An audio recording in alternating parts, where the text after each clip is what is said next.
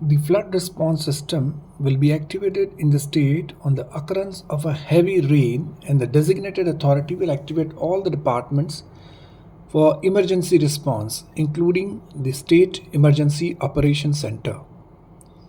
The authority will issue instructions to specify exact resources required, the type of assistance needed, the time limit within which the assistance is needed, the state, district, or other contact persons for the provisions of the assistance, the other task force with which coordination should take place. The state, district, and taluka emergency operation center at this time should be activated in full strength. The state government of India may publish a notification and declare the affected area to be disaster affected under the provisions of the State Act or the Disaster Management Act 2005. There are certain key emergency response measures to be taken by a state in case of occurrence of floods. As per the preliminary warning given by the India Meteorological Department or CWC, the occurrence of heavy rain is immediately reported to the CM, the Home Minister, Chief Secretary, NDMA, Commissionerate of Relief, the SDMA, the Crisis Management Group, and all relevant collectors of the district to activate DEOCs, that is District Emergency Operation Centers and Taluka Emergency Operation Centers, in full strength and be present in constant touch with the Emergency Operation Center and at the state and national level. At this juncture, it is equally important to alert all response teams and the Secretary/Head of Department of the key line departments to activate their departmental plan for flood response. For a better coordination, alert the district collectors of the district which are not likely to be affected to be prepared for providing additional manpower, additional resources like vehicles, machinery and equipments, and relief materials. Human resource being very crucial in times of crisis, all the state government officers and staff should be instructed to report to their respective heads for emergency duties. Once the coordination is done, activate all the alternative communication equipments like satellite phones, high frequency/very high frequency sets, ham radio, VSAT in the state emergency operation centers and emergency response centers and district and taluka emergency operation centers. Also establish communication links with the emergency response centers and search and rescue teams in all the municipal corporations/district in the state of readiness. Similarly, establish links with the villages likely to be affected as per the contact details available from the Village Disaster Management Plan, that is VDMP, and the State Disaster Resource Network, and other available data with relevant departments like Panchayat and Rural Housing Development Department.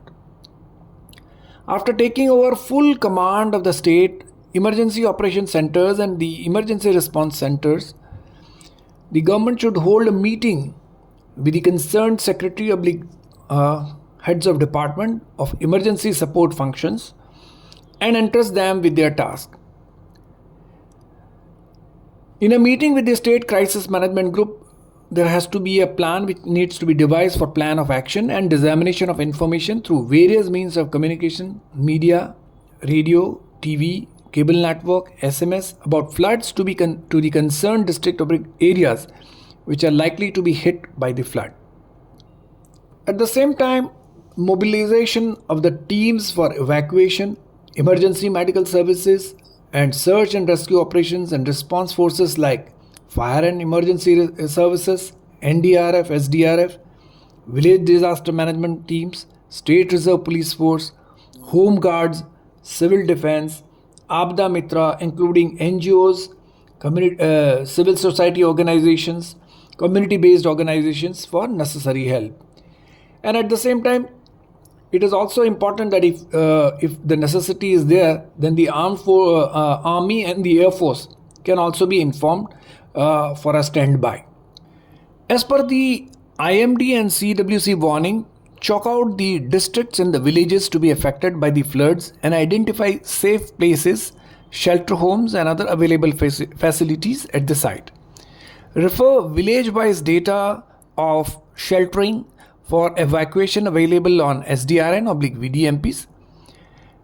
The state authorities need to instruct and hold video conference with the respective district collector to know the status of the shelters with their capacity and other available facilities in the shelter homes. Apart from this, availability of large community halls, school halls, temple halls need to be recorded. Make transport arrangements for mobilization of all emergency response teams. Also make arrangements for evacuation of most vulnerable people, that is persons with disability, pregnant women, old age persons, children, etc. And ensure safety of tourists visiting flood affected areas.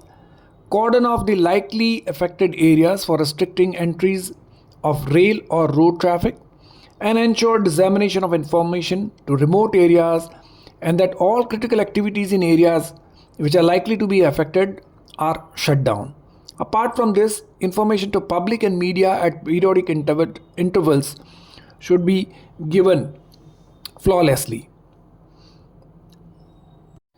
Once the basic things are in order, evacuation of people from likely to be affected area, positioning of search and rescue teams, mobile communication teams, medical response teams, requirement of armed forces in rescue and relief operations, dissemination of information to the vulnerable areas. And apart from this, it is very important that the government releases this information regarding the response measures taken by the government to the media and public, so that people are aware as to what is happening and what are the steps which needs to be taken up by the public at large. Once those things are done, one should be ready, the government should be ready for ensuring that the relief management work in the affected areas are well organized, and relief centers has basic facilities like drinking water, food, clothing, lighting, medicines, and healthcare. Sanitation and hygiene are made available at the relief management centers. In case of shortage of the relief material, inform the public sector agencies, private sector agencies, NGOs, community-based organizations, voluntary religious-based organizations to be in a state of readiness for assisting the flood response measures. Now, once these things are done, after the preliminary assessment of the ground situation, emergency teams should be deployed in the flood affected area and establish communication links with the affected districts and towns by activating alternate communication equipments like satellite phones, HF and VHF sets, ham radio, V sets in the state and district emergency operation centers. It is equally important to arrange dissemination of information about the occurrence of flood and the areas that are affected by it to the media and public.